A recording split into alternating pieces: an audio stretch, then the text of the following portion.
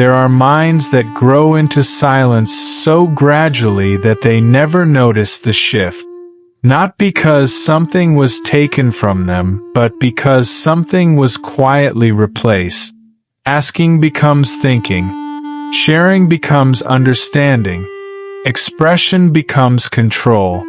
This kind of mind does not experience itself as lonely. It experiences itself as capable. Problems arrive, and the first instinct is internal. Emotions surface, and the response is regulation. Questions form, and they dissolve before becoming sound. From the outside, this looks like maturity, calmness, emotional intelligence. Others describe this mind as stable. Someone who never creates complications. Someone who rarely needs reassurance. And slowly, this description settles in as identity. The mind learns how to stay composed even when something inside is unsettled. It learns how to nod instead of explain, how to listen instead of interrupt, how to adjust rather than ask.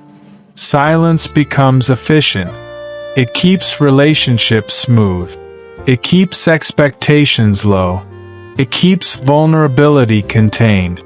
But beneath this efficiency, something subtle forms. An emotional distance that does not hurt enough to alarm, but lingers enough to be felt. This loneliness does not announce itself. It does not beg for attention. It waits patiently in the background of daily life, in conversations that feel complete but shallow, in moments of connection that stop just before depth, in relationships where understanding exists, but being known feels rare. The mind notices that it is present everywhere, yet rarely arrived at. It gives empathy freely. It understands others easily.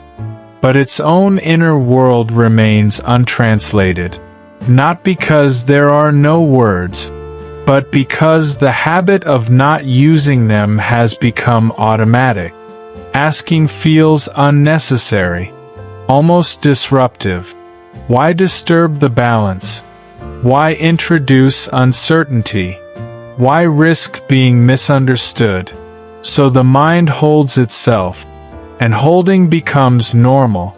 So normal that loneliness does not feel like loneliness anymore. It feels like quiet, like peace, like being low maintenance. But peace without sharing slowly becomes isolation. Not imposed by the world, but maintained from within. This is where the story begins. Not with pain, but with silence that feels reasonable. A mind rarely stops asking all at once. It learns, gradually, that asking does not always lead to relief. Sometimes this learning happens early, in environments where emotions were acknowledged but not held, where questions were answered, but curiosity was not welcomed, where strength was praised more than honesty. The mind begins to observe. It notices which feelings receive attention, which ones create discomfort, which expressions are met with patience, and which are rushed past. Nothing dramatic needs to happen. Inconsistency is enough. A question that goes unanswered. A feeling that feels inconvenient. A moment of vulnerability that is misunderstood. The nervous system records these moments quietly. It learns that reaching outward creates uncertainty, that expressing need can destabilize the room, that silence keeps things predictable, and predictability feels safe. So the mind adapts. It learns to solve internally, to comfort itself, to organize emotions privately before they become visible. This adaptation is not weakness. It is intelligence responding to environment. Over time, the mind becomes less expressive, not because it feels less, but because it trusts itself more than others to handle what it carries. Asking begins to feel inefficient, even unnecessary. Why ask when the answer might disappoint? Why share when misunderstanding feels likely? Why expose something delicate when self-control works? In many cases, this adaptation is rewarded. The mind is described as mature, independent, easy to be around. These labels feel affirming, and slowly they become expectations. The mind learns that being low-need keeps connection stable, that managing alone keeps relationships uncomplicated, that silence protects harmony. But harmony maintained through self-erasure has a cost, because the mind does not stop needing, it stops expressing need. It does not lose desire for connection, it learns to manage desire quietly. And over time, something emotional remains unfinished. Feelings are processed but not witnessed. Struggles are understood but not shared. Experiences are lived, but not held by another. This creates a loneliness that feels confusing, because no one ever refused help. No one ever said no. The mind simply stopped asking. And in that stopping, it learned how to survive, but not how to be met. A mind that rarely asks is often misunderstood. It is not distant. It is not unfeeling. It is simply structured around containment. Psychologically, this mind learns to regulate itself early. It becomes skilled at observing emotion rather than expressing it, at analyzing feeling rather than sharing it, at controlling internal weather instead of letting it move outward. This is not repression. It is organization. The brain learns patterns of safety based on experience. When reaching outward feels uncertain, inward control feels reliable.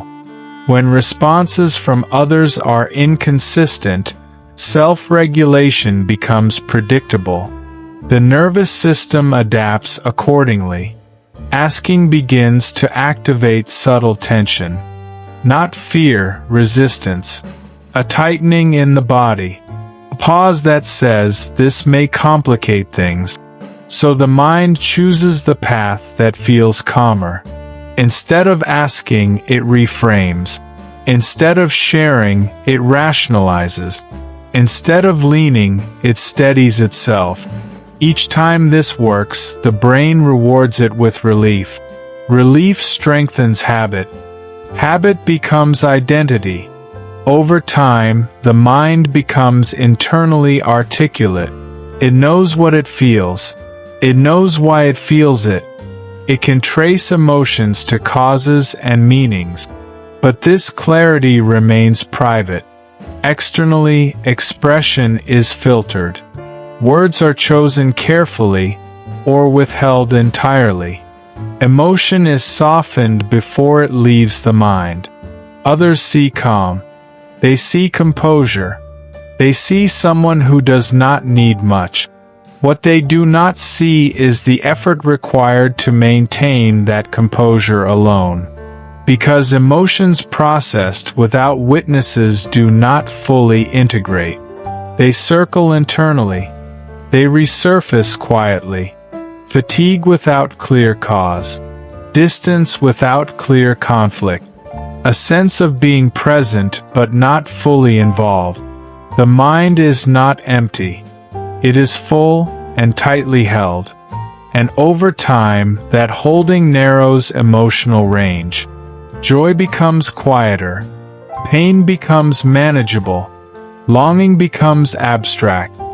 This is not emotional absence. It is emotional containment taken too far. And containment, when sustained long enough, creates isolation. not because connection is unavailable, but because it feels unsafe to depend on it. Even the most self-contained mind still longs. That longing does not disappear, it hides. It appears in moments of contrast, watching others ask freely, seeing vulnerability met with care, witnessing closeness that does not collapse into chaos. Something inside responds, not loudly, just enough to notice, a pause, a thought unspoken, a question that almost forms, but immediately resistance follows. Asking feels like imbalance, like shifting weight onto someone else, like risking control. The mind remembers too much. It remembers moments when sharing led to misunderstanding, when expression felt like inconvenience, when vulnerability changed the tone of a room. So it hesitates. I don't want to burden anyone. I can handle this. It's not necessary. These thoughts feel reasonable, responsible, even kind. But beneath them is fear, not of rejection, but of dependency. Dependency feels dangerous to a mind that survived by autonomy. It feels like losing ground, like undoing years of careful self-construction. So the mind stays balanced, but distant. It participates without fully entering. It listens more than it speaks. It offers support more than it receives. Others may feel closeness, but something remains out of reach. Not intentionally, not defensively, just quietly. This creates a strange emotional position. The mind feels connected, yet alone. Understood, yet unseen. Needed, yet unsupported. And because this loneliness is subtle, it is often dismissed. This is just how I am. I don't need much. I prefer it this way. But preference shaped by survival is not always choice. And slowly, the mind begins to feel the tension. Wanting connection, protecting independence, both feel true, both feel necessary. And the conflict remains unresolved, not as pain, but as distance. Distance from being held, distance from being known, distance from letting someone else share the weight. A mind that rarely asks does not feel the cost immediately. That is why it takes so long to notice. Life continues to function. Responsibilities are met. Emotions are handled. From the outside, nothing appears missing. But inside, something begins to thin. Not dramatically, not painfully, just enough to be sensed in still moments. The mind starts to feel tired in ways that rest does not resolve. Sleep restores the body, but not the weight carried silently. Breaks offer relief, but not release. This fatigue has no obvious source. There is no single problem to point at, no clear loss to grieve. And yet, the tiredness remains. It comes from holding everything alone. Because when a mind never asks, it never distributes emotional weight.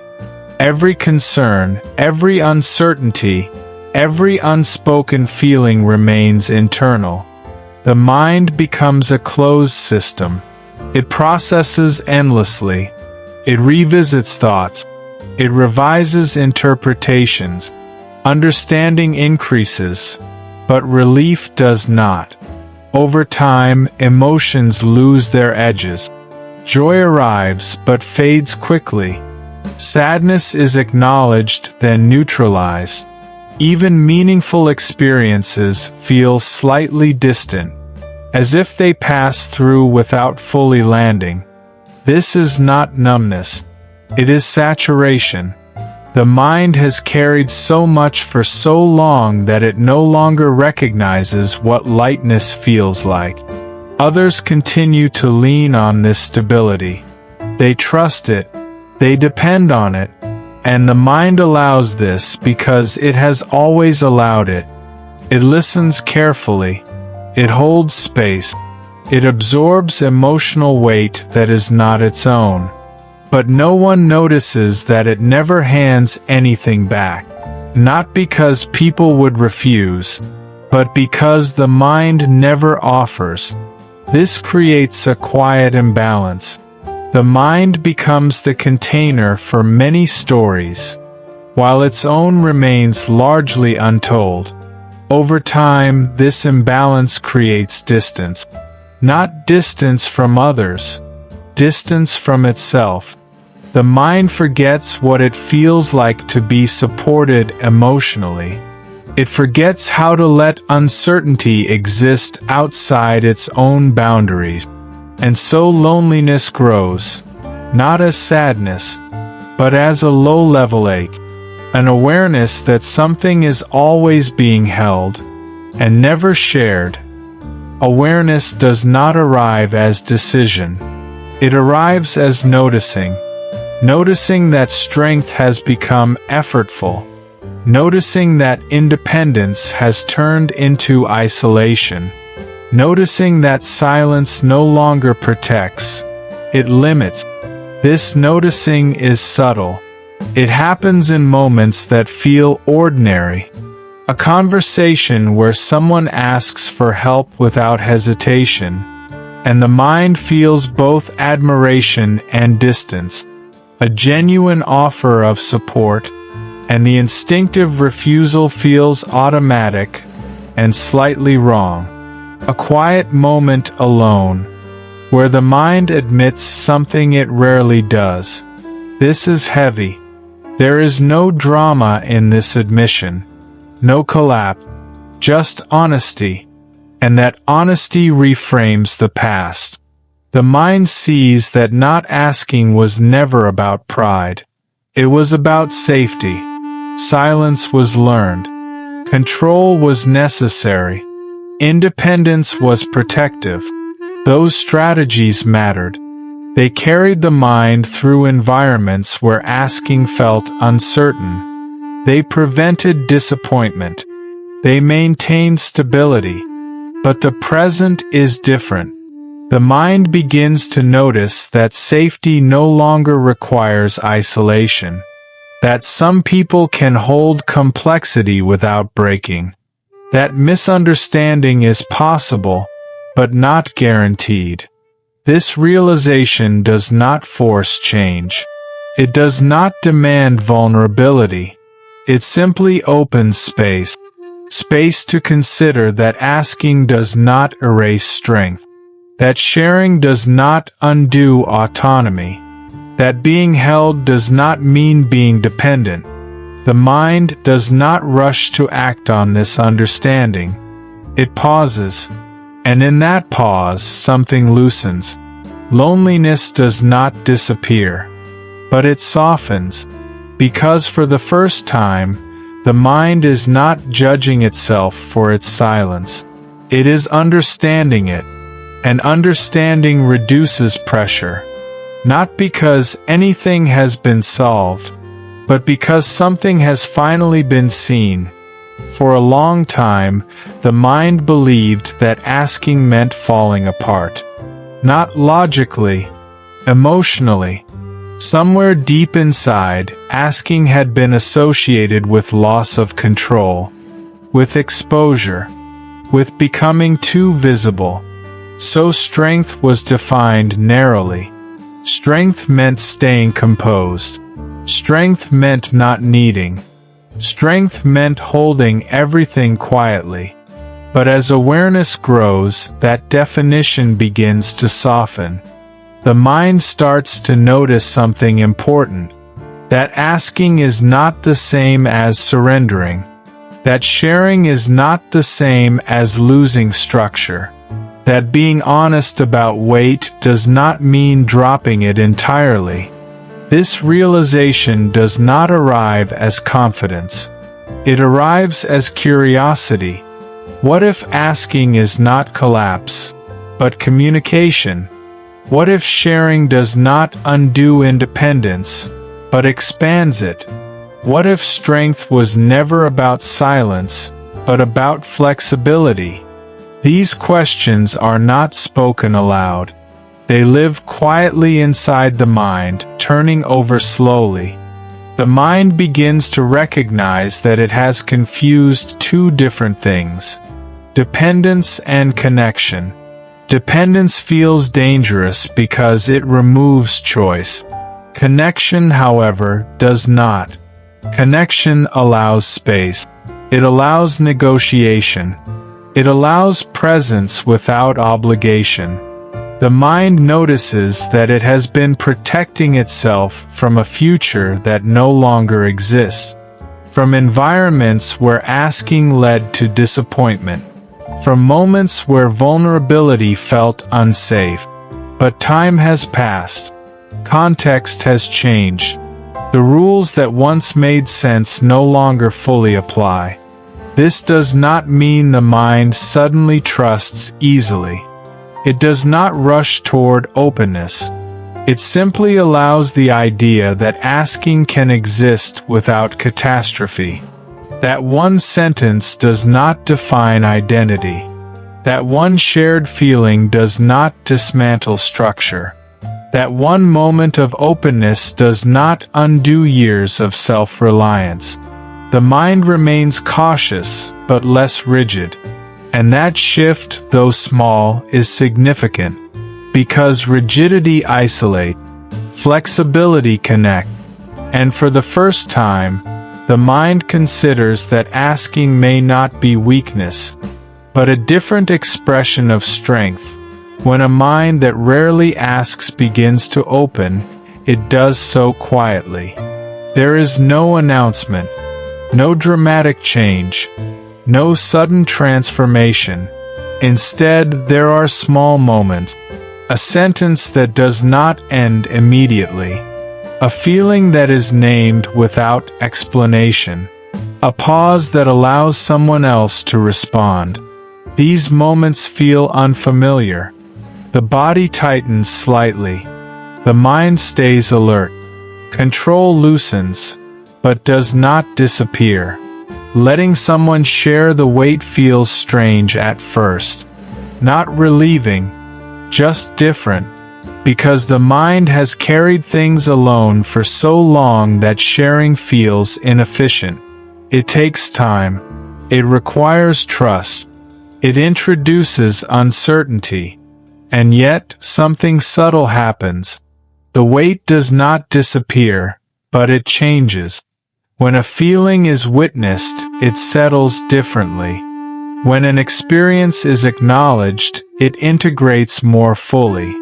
When a thought is spoken, it stops looping internally.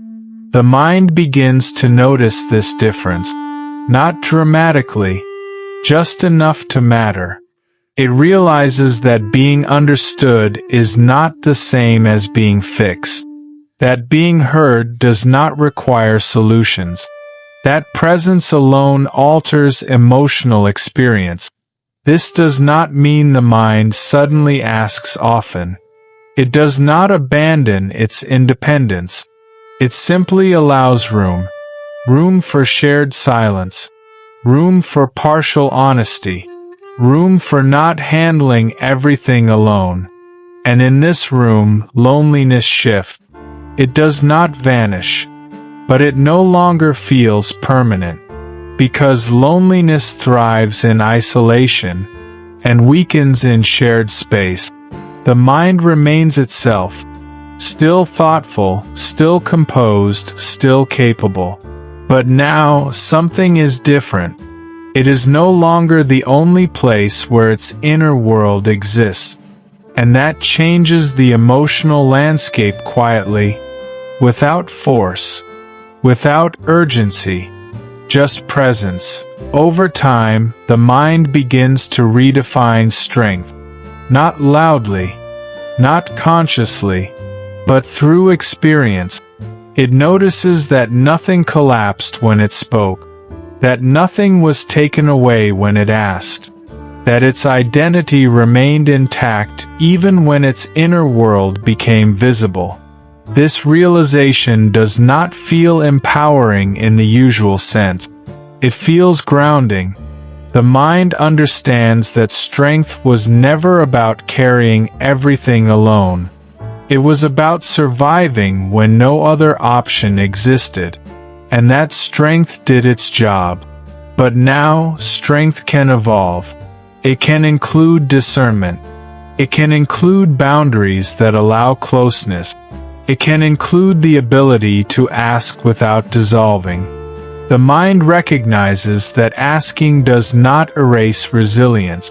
It reveals context. It allows others to see not just capability, but humanity. And humanity does not weaken presence, it deepens it. There is also a quiet grief here. Grief for the years when asking felt impossible. For the versions of the self that carried too much, too early, too silently. This grief is not heavy. It is tender, because the mind no longer blames itself for its silence. It honors it. Silence was protection. Independence was adaptation. Control was survival. But survival is not the same as living. And slowly, the mind chooses a wider definition of safety, one that allows room for others. Without surrendering selfhood, loneliness changes shape again. It becomes less about absence, and more about choice.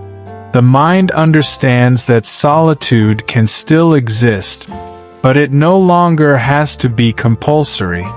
Strength now includes the freedom to decide, to hold, or to share, or to do both. And that freedom is quieter than power, but far more stable. At the end of this journey, nothing dramatic remains. No final lesson, no transformation montage, no definitive conclusion, only a softer internal climate. The mind still prefers depth over noise. It still values independence. It still processes carefully. But it no longer believes it must do everything alone. Asking has not become habit. It has become possibility. And possibility changes how loneliness feels. Loneliness no longer signals failure. It signals an unmet need. And unmet needs are not flaws. They are information. The mind now recognizes when silence protects, and when it isolates, it learns to listen to its own weight, to notice when holding becomes heavy, when composure becomes distance, when independence becomes unnecessary. This awareness does not demand action. It offers choice. And choice restores balance. There is peace in knowing that strength does not require invisibility, that being capable does not require being unreachable, that being thoughtful does not require being alone. The hidden loneliness of a mind that rarely asks does not disappear entirely. It becomes understandable. And when loneliness is understood, it loses its sharpness. It becomes something that can be named, shared, or simply held with compassion. In this quiet understanding, the mind rests differently, not because everything is resolved, but because it no longer carries everything in silence, and that, in its own subtle way, is enough.